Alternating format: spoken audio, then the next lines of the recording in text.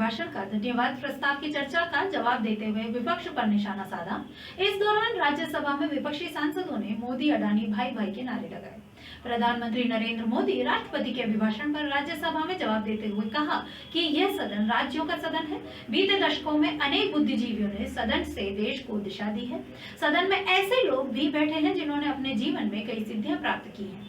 सदन में होने वाली बातों को देश गंभीरता से सुनता और लेता है, लेकिन ये दुर्भाग्यपूर्ण है कि सदन में कुछ लोगों का व्यवहार और वाणी न सिर्फ सदन का बल्कि देश को निराश करने वाली है। माननीय सदस्यों को मैं कहूंगा कि कीचड़ उनके पास था, मेरे पास गुलाल, जो भी जिसके पास था उसने दिया उछाल। जितना कीचड़ उछालोगे कमल उतना ही खिलेगा। इसके साथ ही प्रधानमंत्री ने कहा कि कल खड़गे जी शिकायत कर रहे थे कि मोदी जी बार बार मेरे चुनावी क्षेत्र में आते हैं।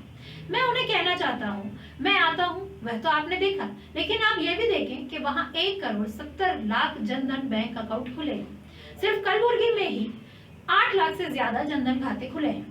उन्हें देखकर उनकी पीड़ा मैं समझ सकता हूँ। आप दलित की बात करते हैं, ये भी देखें कि उसी जगह दलित को चुनाव में जीत भी हासिल हुई है। अब आपको जनता ही नकार दे रही है तो आप उसका रोना यहाँ क्यों रो रहे हैं?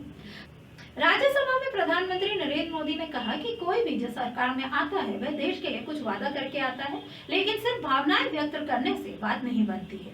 विकास की गति क्या है, विकास की नींव, दिशा, प्रयास और परिणाम क्या है, ये बहुत मायने रखता है।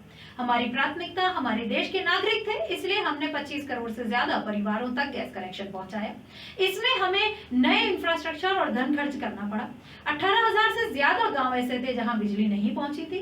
समय सीमा के साथ हमने 18,000 गाँव में बिजली भी पहुंचाई है। साथ ही प्रधानमंत्री ने कहा कि हमने सैचुरेशन का रास्ता चुना, मतलब 100% का लाभ पहुंचा। सरकार इस राह पर काम कर रही है। सैचुरेशन का मतलब होता भेदभाव की सारी गुंजाइश खत्म करना। ये तुष्टीकरण की आशंकाओं को खत्म कर देता है। हमने पानी की समस्या को हल करने के तरीके खोजे। जल संरक्षण और जल सिंचाई जैसे हर पहलू पर हमने ध्यान दिया। हमने लोगों को कैच द रेन अभियान से भी जोड़ा। इस दौरान जनधन योजना का जिक्र करते हुए प्रधानमंत्री ने कहा कि उन्होंने बैंकों का एकीकरण इस इरादे से किया था कि गरीबों को बैंकों का अधिकार मिले, लेकिन इस देश के आधे से अधिक लोग बैंक के दरवाजे तक नहीं पहुंच पाए हैं। हमने स्थायी हल निकालते हुए जनधन बैंक खाते खोले। इसके जरिए देश के गांव तक प्रगति को ले जाने का काम हुआ है। देश के आधे से ज्यादा लोगों के पास बैंकिंग सुविधाएं नहीं थी। हमने एक स्थायी समाधान निकाला और जनधन कार्यक्रम की शुरुआत की। हमने बैंकों को प्रेरित किया और उन्हें ऑन बोर्ड किया। पिछले 9 साल में 48 करोड़ जनधन बैंक अकाउंट खोले गए हैं। खड़गे जी ध्यान दें कि कर्नाटक में 1.70 करोड़ जनधन बैंक अकाउंट खोले जा चुके हैं। विपक्ष पर निशाना साधते हुए प्रधानमंत्री जी ने कहा कि जनधन, आधार और मोबाइल ये वो 3 शक्तियां हैं जिससे पिछले कुछ सालों में 27 लाख करोड़ रुपए डीबीटी के माध्यम से सीधा हितधारकों के बैंक खातों में गए हैं। डीबीटी तकनीक से हमने 2 लाख करोड़ रुपए गलत हाथों में जाने से बचाए हैं। अब जिनको ये पैसा नहीं मिल पाया उनका चिल्लाना स्वाभाविक है।